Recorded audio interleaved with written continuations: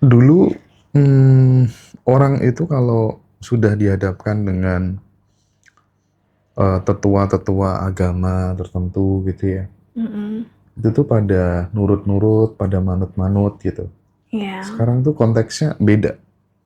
Mereka lebih nalar kritisnya lebih terbangun gitu. Iya. Contoh, kita kan sekarang lagi di Tuban nih. Mhm.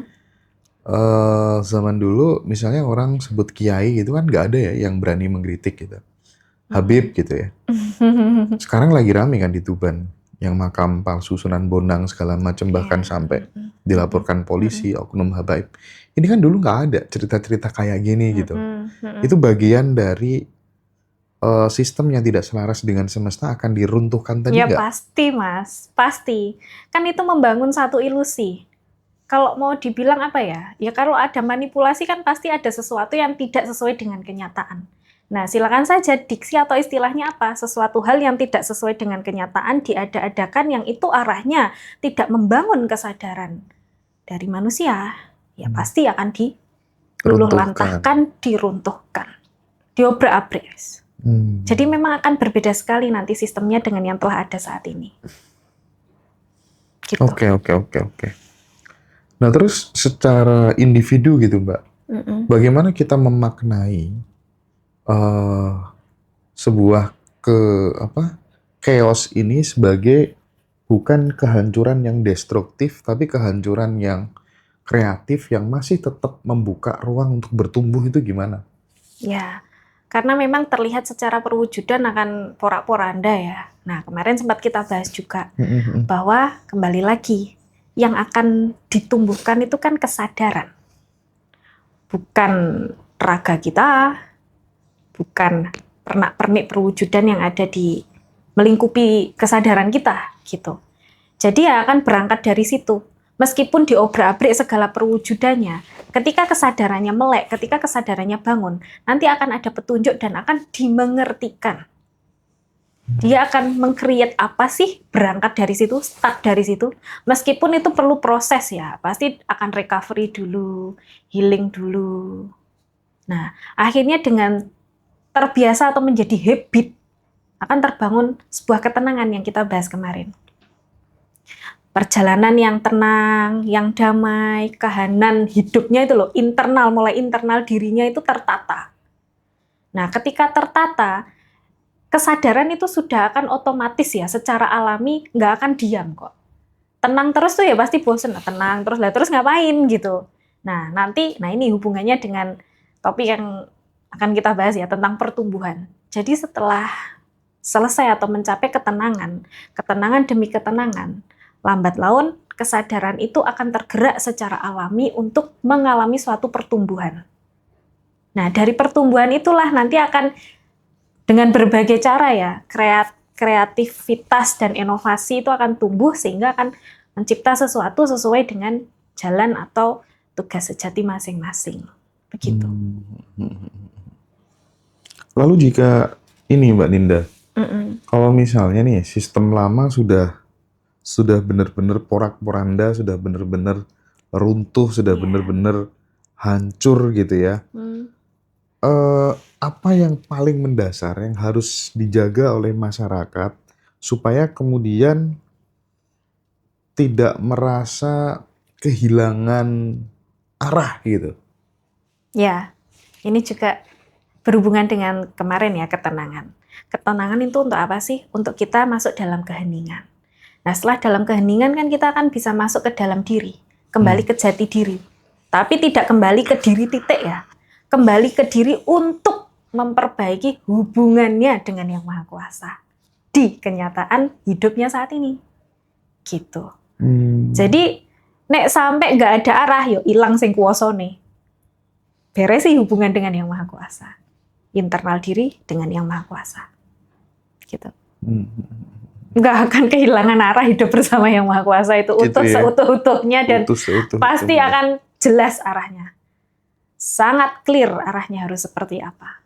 Sampai kehilangan petunjuk, ya berarti hilang sing kuwasane. Hmm. Dah itu aja. Tapi gini, kalau kita flashback lagi ya, melihat kemarin tuh, rumah menteri dijarah, Hmm. rumah anggota dewan dijarah, Mm-mm. ya kan?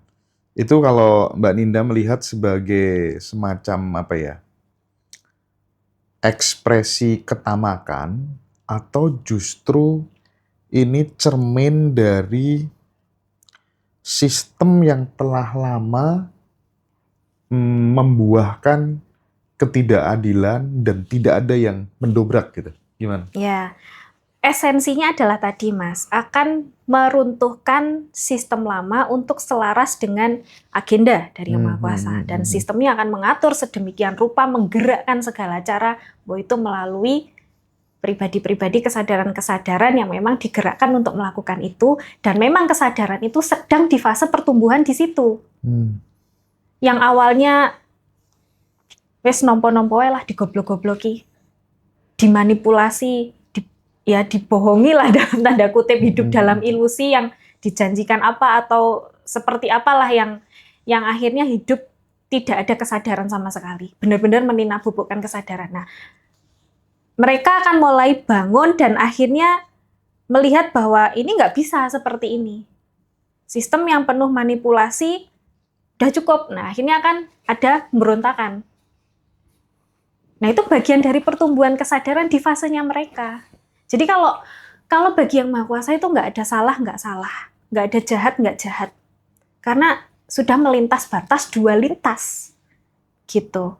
Ya karena memang sistem yang akan didobrak, maksudnya diruntuhkan untuk digantikan dengan sistem yang baru yang selaras dengan sistem Yang Maha Kuasa, yang memang harus bergerak mengarah sesuai dengan agenda Yang Maha Kuasa, pertumbuhan kesadaran di seluruh alam, tidak hanya di alam manusia. Maka pasti akan digerakkan suatu skenario demi skenario, menggerakkan segala sumber daya termasuk kesadaran yang ada di raga manusia untuk bergerak meruntuhkan sistem itu. Nah, kalau nanti nggak manusia, ya bisa alam semesta. Apapun itu akan digerakkan. Seperti itu, Mas Hendra. Tapi paling nggak dengan adanya chaos ini kan sudah mulai banyak pejabat kita yang lebih aware dan mulai prepare. Ya. Oke, kita akan segera mengesahkan RUU perampasan aset dan lain sebagainya ya pada koruptor. Terus kita akan berbenah, itu kan mulai geliat itu kan mulai awareness-nya mulai kebangun gitu ya. Tapi posisi rakyat kecil, Mbak Ninda, kita lihat ya dari ya kalau di desa sih nggak ada efeknya apa-apa gitu ya. Tapi kalau kemudian di kayak kemarin ya di Jakarta di mana-mana gitu. Ini kan ketika posisi rakyat kecil di tengah sebuah transisi, mereka itu jadi korban chaos itu, atau justru dari mereka lah akan muncul benih-benih perubahan itu? Ya, karena semua diproses ya Mas, tanpa terkecuali. Jadi meskipun itu tadi, meskipun hidup kahanan di obrak-abrik, pasti akan muncul satu dobrakan atau ya diguncang kan dari dalam diri. Nah, dari diguncang itu pasti akan ada penyadaran baru kok. Untuk melangkah seperti apa. Ya memang bingung-bingung, akhirnya kan ngeliter mencari segala cara harus seperti apa.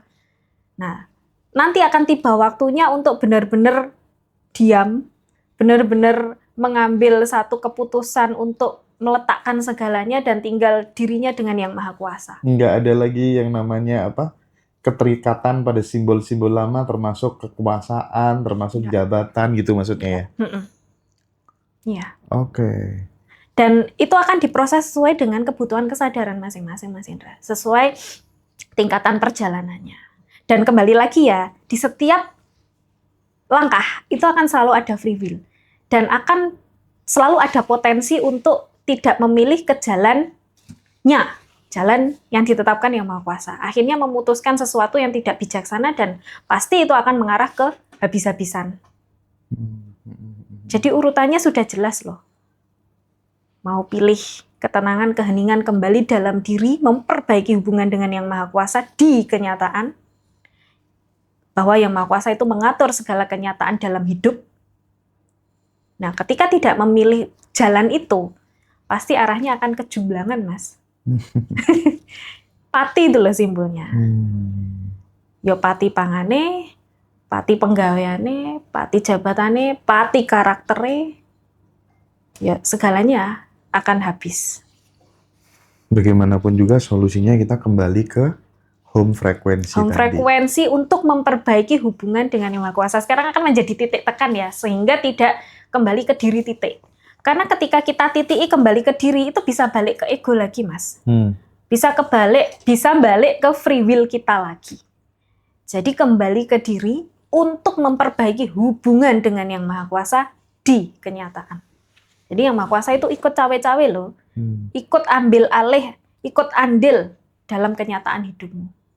Itu seringkali terjadi ya. Bahkan perjalanan saya sendiri dulu kan seperti itu ya. Jadi kadang fokus dengan kenyataan demi kenyataan sehingga terselimurkan atau terabaikan bahwa kenyataan ini sebenarnya yang dari Yang Maha Kuasa gitu. Maka lihatlah segalanya itu iki sing kuwasa, iki ning ngarepku sing kuwasa, iki sing kuwasa, kabeh sing kuwasa. Jadi mau dikata seperti apa, mau diperdengarkan seperti apa, ya iku saka sing kuwasa. Meng dilewatke mulutnya yang lain saja. Seperti itu. Dan nanti teman-teman yang ingin memperdalam, kan banyak yang penasaran ya, proses transformasi di bimbing Mbak Ninda itu bisa nggak sih Mas Hendra gitu. Ini kan kalau Mbak Ninda itu mengambil dari perspektif ajaran Jawa ya Mbak ya, benar-benar Jawa yang murni Jawa. Tanpa apa, kan ada ya sinkretis dan lain sebagainya gitu ya Mbak Ninda, nggak ada afiliasi dengan agama-agama tertentu gitu, nggak Nggak ada. pure Jawa. Tidak terikat oleh apapun dan siapapun. Dan nanti kalau misalnya ada teman-teman yang tertarik pengen belajar, nanti bisa hubungin di Ngaji Roso ya. Oke. Suaranya Mbak Ninda hilang. Iya kah? Tes. Coba cek, gimana teman-teman? Tes. Kita break sejenak ya Mbak Ninda, nanti kita lanjutkan lagi. Ya. Ya.